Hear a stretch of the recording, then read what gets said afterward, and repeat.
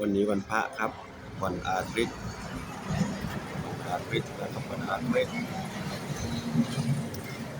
หน้าร้านเซฟไทยพิบูลมังสาหารนั่งรอหลวงพ่อตักบาตรยามเช้าครับซึ่งประตูเมืองทางออกไปวารินเข้าอำเภอเมืองพิบูลนะครับร้านเซฟไทยพิบูลมังสาหาร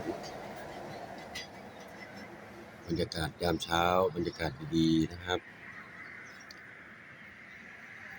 กระทบแสงแดดในยามเช้า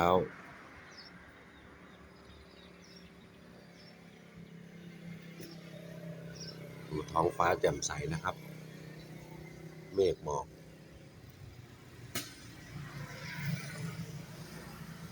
ชมภาพบรรยากาศสวยๆยามเช้า